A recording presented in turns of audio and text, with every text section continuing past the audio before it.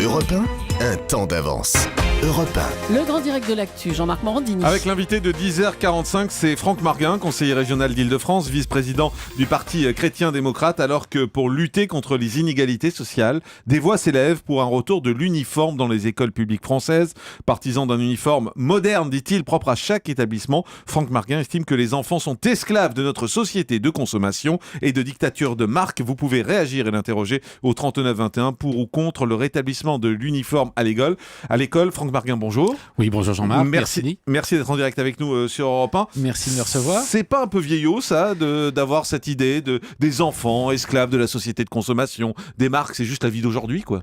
Ah oui, non, bah alors ça, c'est pas vieillot du tout, parce que je pense qu'en fait, au contraire, c'est même moderne. Ah bon ? Je pense qu'en fait, il faut quand même bien donner une idée à nos parents, à vos auditeurs, à nos auditeurs, l'idée qu'en fait, l'enfant ne doit pas être l'otage. Moi, je crois qu'au contraire, on doit sanctuariser un peu l'école. C'est-à-dire, en fait, l'école devrait être le lieu où l'enfant est protégé des agressions extérieures, concentré sur les savoirs. Donc l'idée que je développe sur un uniforme qui pourrait être un uniforme de l'établissement, une tenue de l'établissement, est pour moi une... C'est retour vers le futur. Oui, c'est postmoderne. Bah oui. Parce qu'en fait, on a au contraire l'idée que l'enfant va s'identifier à ses pairs.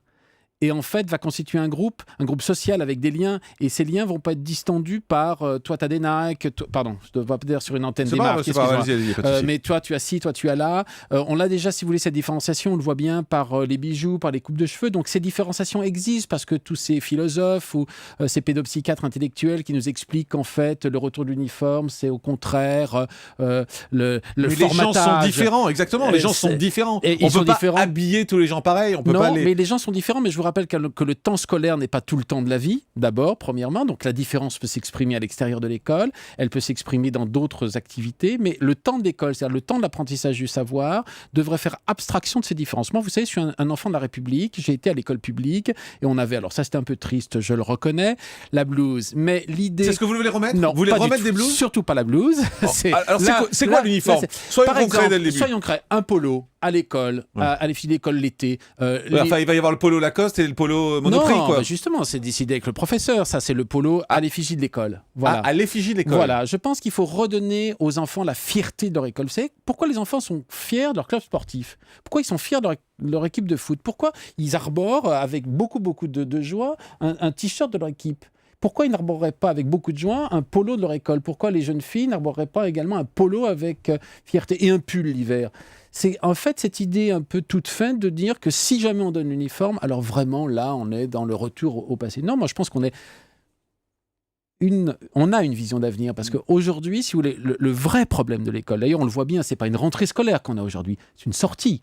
C'est la sortie en fait dévoilée du gouvernement avec Madame Belkacem sur la reformation de nos enfants à l'école. Donc je pense qu'il faut qu'on fasse très attention. Et nous, politiques, et si nous revenons au pouvoir, ce que j'espère, nous aurons à défendre, si vous voulez, la liberté des enfants. La liberté des enfants passe par la sanctuarisation de l'école. Et pour les filles, on met quoi ? On met des jupes, on met des pantalons. Alors là, je pense qu'il faut... On habille les garçons et les filles pareil. Comment on fait ? Alors moi, je suis assez pour la différenciation entre les filles et les garçons parce que je trouve que c'est pas pareil une fille et un garçon. Maintenant, jupe ou pas jupe, c'est pas trop l'idée. Madame me disait basket rose, basket bleu, why not ?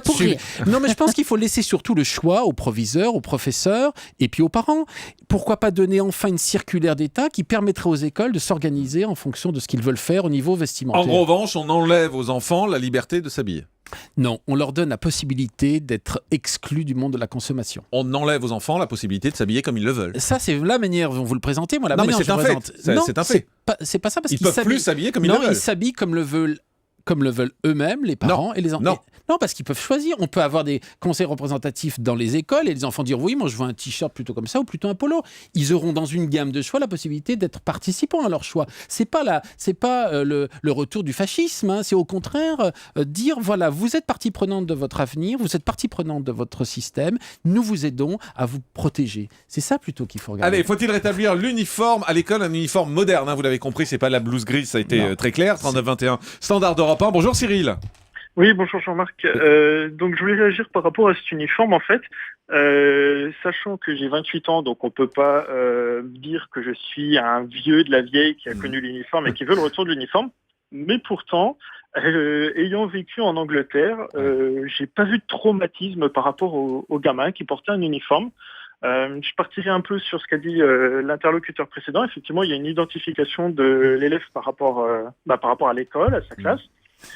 Alors après, là pareil, moi un uniforme brut, non, je suis pas super pour.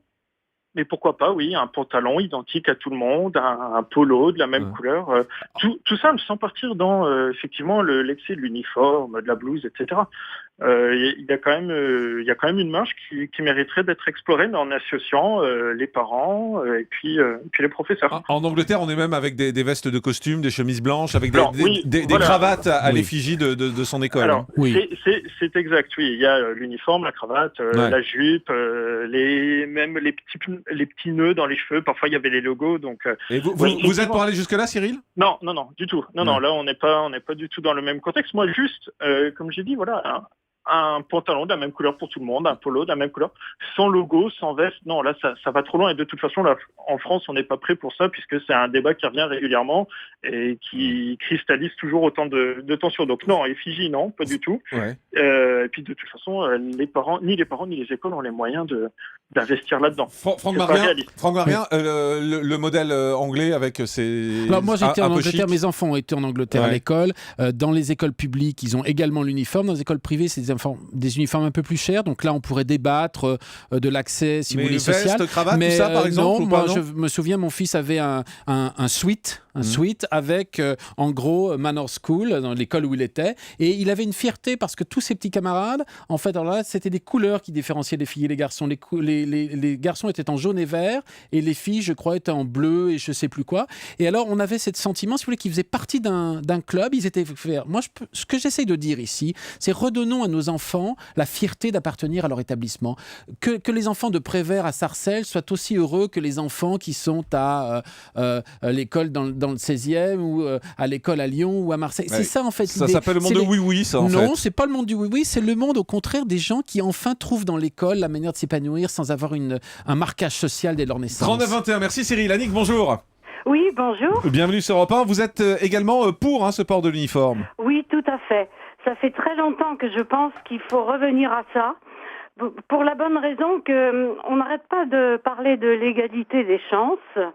Et j'estime que les enfants doivent être tous habillés de la même façon pour éviter ces disparités et ces courses qui sont effrénées aux vêtements de marque qui coûtent très cher à certaines familles, des familles qui ne peuvent pas acheter certains vêtements.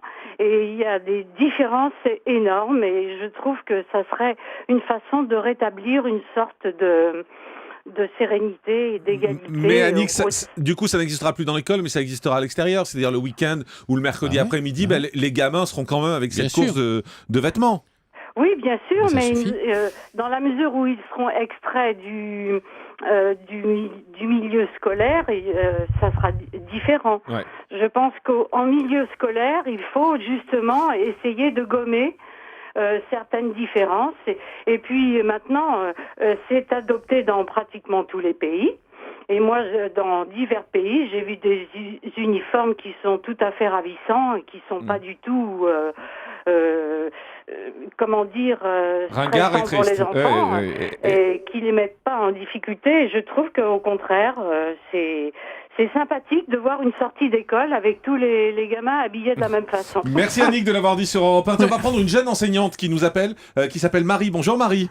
Bonjour Jean-Marc. Bienvenue sur Europe, vous avez 28 ans, vous nous appelez d'Angers. Alors une jeune enseignante, elle regarde comment cette proposition de Franck Marguin ? Alors moi je suis plutôt pour également, même si ça peut surprendre. Ouais. Donc je suis professeure d'anglais, donc j'ai eu l'occasion d'aller dans plusieurs établissements en Angleterre. Mmh. Et comme votre auditrice qui est intervenue précédemment, moi aussi je trouve ça très beau. Déjà d'une part, si on parle d'un point de vue esthétique. Et puis je pense également que le port de l'uniforme scolaire, pour les élèves, ça marque le passage aussi à l'école. Ils savent pourquoi ils sont là. C'est, on va dire, leur travail, leur devoir d'élève pendant la journée d'être à l'école. Et puis, ça n'empêche pas qu'à l'extérieur, ils s'habillent comme ils veulent. En tant qu'enseignante, je suis souvent amenée à voir les fantaisies vestimentaires de certains élèves également. Donc au moins, là, le cadre est clair, est posé. L'élève ne se pose pas la question de savoir ce qu'il va porter le lendemain matin. C'est déjà préétabli. Et puis également, un autre argument en faveur de l'uniforme scolaire, c'est la fierté de porter les couleurs de son école. Voilà. Ouais, c'est quelque chose d'important aujourd'hui qui a un peu disparu. C'est étonnant, Franck Marguin. On voit il y a quasiment une unanimité au standard pour cet uniforme moderne. Tout d'abord, Jean-Marc, je vous remercie de m'avoir invité sur ce thème parce que 65% des Français ce matin se déclaraient en faveur de l'uniforme. J'ai vu ça sur un sondage d'une radio consoeur à la vôtre. Mais moi, ce que je voudrais aussi vous dire, Jean-Marc, qui est vraiment très important si les auditeurs pouvaient prendre ça, c'est en fait le temps perdu par les professeurs et par les enfants dans, si vous voulez, la manière dont ils ont d'envoyer un regard d'eux-mêmes. Donc l'uniforme aussi permettrait de gagner ce temps qualitatif, vous voyez. Et ça, c'est important également. Je voudrais qu'on prenne un témoignage encore, c'est celui de Camille qui nous appelle de Colmar. Bonjour Camille. Bonjour. Vous avez 20 ans et vous avez porté l'uniforme pendant 2 ans, c'est ça ? Oui, c'est ça. Dans quel cadre en fait c'était ? En fait, j'étais à la maison d'éducation de la Légion d'honneur, qui peut-être, je ne sais pas si vous le connaissez, c'est un internat de jeunes filles. Oui. Et j'étais en prépa à lettres. Et on portait l'uniforme, effectivement, pendant 2 ans. Et alors, on le vit comment quand on est une jeune fille moderne de 20 ans, quand on est obligé de porter l'uniforme ? Et finalement, ça fait très peur au début, surtout que l'uniforme n'était pas des plus saillants, mais bon, ça c'est mettre à part. En fait, non, on le vit très très bien. Finalement, j'avais très peur de ça, et c'est ce que j'ai presque préféré par rapport à la prépa, c'est que non seulement du coup ça nous fait un point commun toutes, on n'est vraiment pas de prise de tête le matin, de s'habiller, etc. Et puis en plus, on vit tout ça, en plus forcément on a toutes 20 ans, on a toutes lu Harry Potter, on était un peu super. Donc non, on le vivait vraiment très bien, et puis c'est vrai, comme je l'ai entendu avant, c'est vraiment quelque chose qui est très beau à voir aussi. On était invités à des cérémonies officielles, et ça en jette toujours forcément de voir des jeunes filles en uniforme, en tailleur, comme ça, donc bon. Donc plutôt heureuse de cette expérience. Ah oui, carrément. Bon, merci Camille en tout cas pour ce témoignage. Merci Franck Marguin d'avoir été avec nous. Étonnant, cette quasi-unanimité au standard d'Europe 1, conseiller régional d'Île-de-France, vice-président du Parti chrétien-démocrate. Merci d'avoir été avec nous.